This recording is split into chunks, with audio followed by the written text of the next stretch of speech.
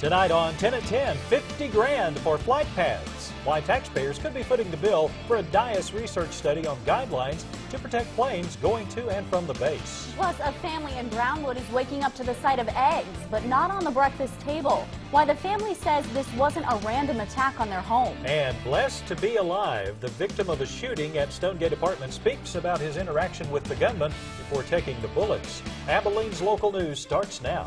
KRBC, your home of Super Bowl 49, your news in your community. This is KRBC, Abilene's local news at 10.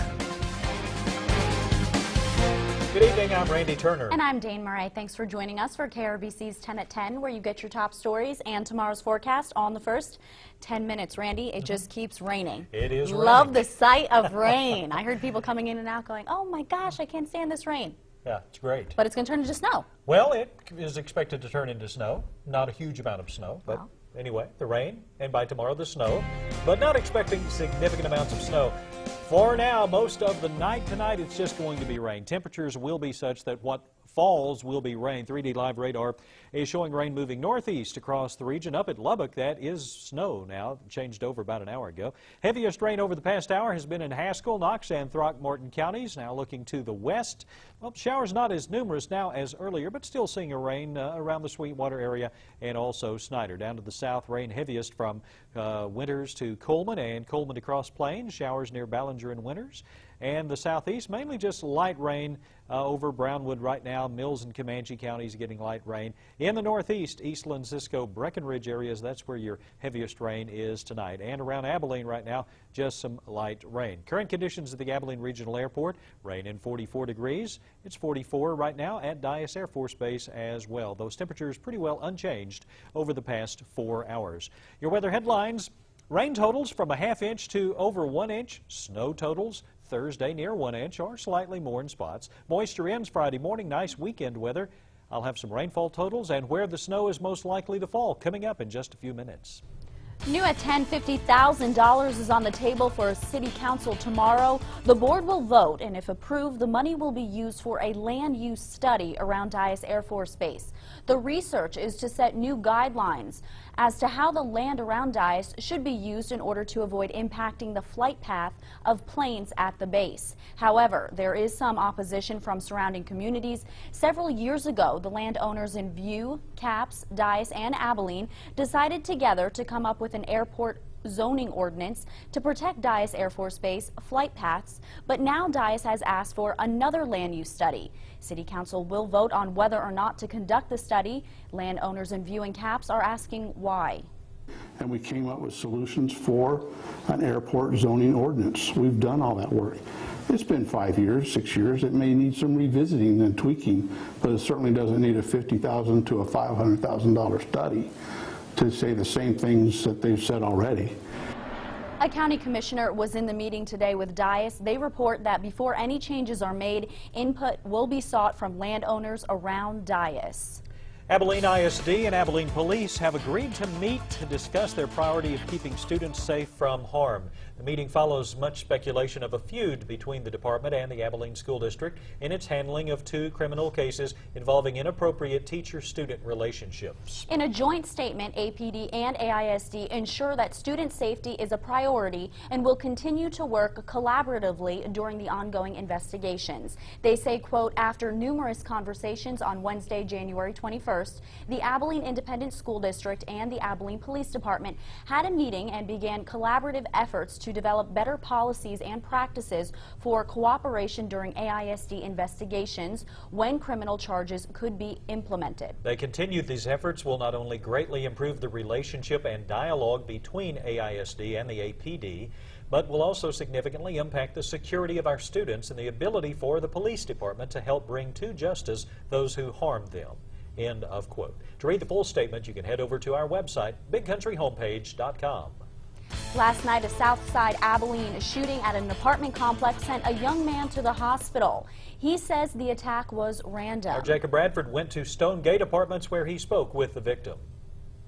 Good evening, Dane and Randy. We're out here at Stonegate Apartments where a victim here was shot last night. He says 3 times at around 7:30. He says he has no idea who shot him, and that has neighbors worried.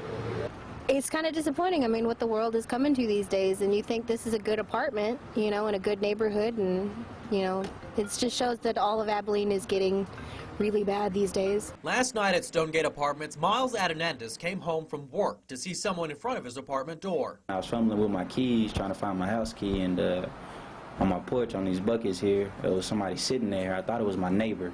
He says that by the time he realized it wasn't his neighbor, the suspect pulled a gun and started firing. Adenandis ran but took 3 bullets in the neck, shoulder, and back. When he fell to the ground, he says the suspect took off. What was going through your head? I don't know, man. I was just, I was trying to get away. Officials say that it was a small caliber handgun, and Miles says he doesn't know the person, and he doesn't know why someone would try to harm him. I'm just blessed to be alive and to be okay. Now, Miles says that he is just waiting for a detective to get a hold of him so that way his case can get started. Reporting at Stonegate Apartment Buildings, Jacob Bradford, KRBC News. Back to you. Thank you, Jacob. The investigation is ongoing at this time.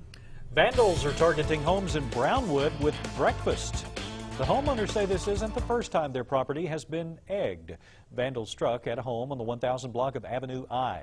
During the night, someone threw eggs at the home and shattered the rear window of the vehicles parked outside. The family says they've lived in the home for 8 years, and the residence has been the target of several crimes, such as break-ins, cars being keyed, and multiple eggings. The family has taken many precautions in order to remain safe, but they say it's frightening to know their home is becoming a hotspot for crime. We've had several $100s worth of damage done over the last year just with vandalism coming around and people keying cars and egging vehicles, breaking windows. And it's really troubling to have your neighborhood having all this stuff going on. And the family says that they have contacted the police multiple times to resolve the matter, but no suspects have been found. Anyone with information of any acts of vandalism should contact Brownwood Police immediately. The trial for a juvenile charged with murder has been rescheduled. The 16-year-old is charged in the death of Jesse Cortinez on Halloween night at South 7th and Butternut. After an investigation, police learned the minor was driving the car that struck Cortinez. That same night, the juvenile and Joseph Anthony Carrillo were involved in another incident where Carrillo fired several rounds at a home on the 4100 block of Waldemore. The victims' families say they're learning to forgive instead of seeking punishment. We're not going to let it fester in our hearts and let it hurt us or affect any of us anymore. You know, we are going to move on, and we have to move on because I know that that's what Jesse would want, for us to continue to live our lives and to be happy and just remember the happy times that we had with him. The teen is also facing deadly conduct charges. The trial has been reset for February 11th.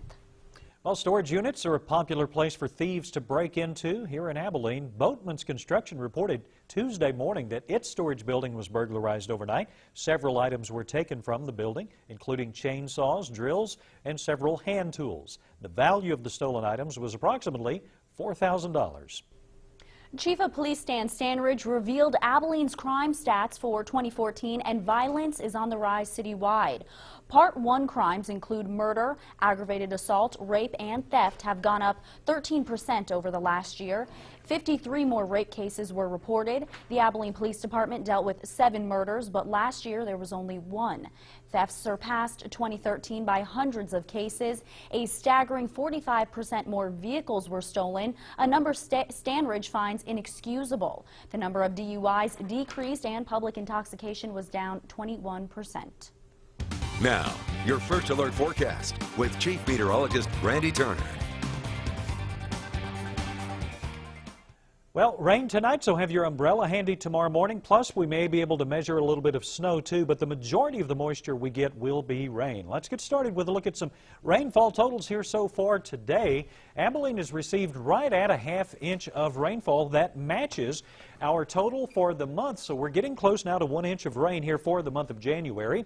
And as you can see, Sweetwater at 6/10, Haskell at 2700ths, Brownwood 1300ths, and 1/4 of an inch of rainfall out in Snyder. And that is so far today. Upper level low coming through New Mexico. It's snowing in New Mexico into the Texas Panhandle and the South Plains of Texas tonight. The heaviest snow has been up here around Amarillo, 2-3 inches already on the ground. A dusting of snow on the ground in Lubbock. It's changing over, and this will gradually come our direction. The change from rain into snow. As you can see, there is quite a bit of rain in the Big Country at this time. Seems to be heaviest over in our eastern counties right now, but a little batch trying to redevelop off to the west. And here in Abilene, just some light rain on the north side of town. The northern Big Country seeing light rain, just a little bit of embedded heavier rain here and there.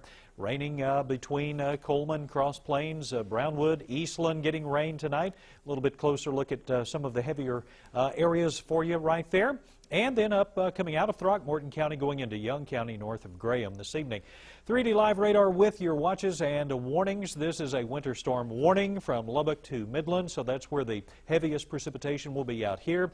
You get into winter weather advisories and a winter storm watch closer to home. And for Abilene, Taylor County, Fisher, or make that Taylor, Jones, Fisher, as well as Nolan County, Runnels, Koch. That is a winter storm watch until 9 o'clock on Friday morning. 1 to 2 inches of snow. Travel could be hazardous. Likewise, northern counties until midnight Friday. We could have some icy road conditions up that way. But I'm not expecting just a huge storm that will produce a lot of ice. Nothing like we saw last month. And even tonight, the reason we're still getting rain, look at the temperatures. They're in the low to mid 40s all across the area this evening. Here's the future cast with our in-house computer model. And this is 4:30 on Thursday morning. You can see that from Abilene east and south, it's still rain. Abilene north, you get into the blues here. That's snow. Haskell, Anson, back to Snyder, Jayton. So some snow before sunrise tomorrow morning. Light amounts, as you'll see here in just a minute. But the colder air sinks in the south. As it goes south, the rain changes over to snow. Even here in Abilene by about 8:30 in the morning, should have some snow mixing in. And then as we go through the day, noon, temperatures begin warming just a hair, and so the colder air is off to the west, and that's where the wintry precipitation is, while the rest of the area has mainly rain. So at 5 p.m., colder to the west, more rain than anything else, though, but some snowflakes mixing in. Tomorrow night about this time, still snowing out to the southwest of us. And then as we get into Friday, most of this just moves right on out of the area. So the big question is, how much snow can we expect? Once again, our computer model is making the projections. And 1 inch in Aspermont, 2 inches for Lubbock. Maybe Sweetwater back to the southwest, you could get an inch, but up to an inch of snow here in Abilene. But the blue areas, that's where the snow expected to fall, at least at this point. 35 degrees for your low tonight. Mainly rain, and widespread at that. Tomorrow's high 38. The rain turns to snow, and then there's kind of a mix of rain and snow. Northeast wind 10 to 20, a breezy day and a cold feeling day tomorrow with all the moisture in the air. 7-day forecast, 100% chance for rain or snow tomorrow in the Big Country. And the snow most likely in our western and northern counties. You'll want to watch slick bridges and overpasses. Rain more likely in the eastern and southern counties. Highs remain in the 30s tomorrow. Drop below freezing tomorrow night. So we have a chance for some icy issues Friday morning. Rapid improvement, though, by the weekend. Temperatures warming up and sunny skies expected. Well, it's going to be wet out there. Yes, it is. Or it already is. Yeah, ½ inch of rain in Abilene already. That matches what we've had so far this month. That's awesome. So that puts our total very near the average for January. That is so good. And more to come tonight. I'm just going to have to give you a high five during the break. All right, coming up next on 10 at 10, residents in Sweetwater are uncovering history from over a century ago. How a museum is helping people learn about the past from moments frozen in time. And books are old news, and Abilene's Public Library is struggling to keep up. How they plan to revamp their system to better serve the community and get with the times. And a booming part of Abilene is attracting more families, but they're not following the oil money. How local school districts handling an increase in enrollment. You're watching KRBC, Abilene's local news, with Dane Moray and Chief Meteorologist Randy Turner.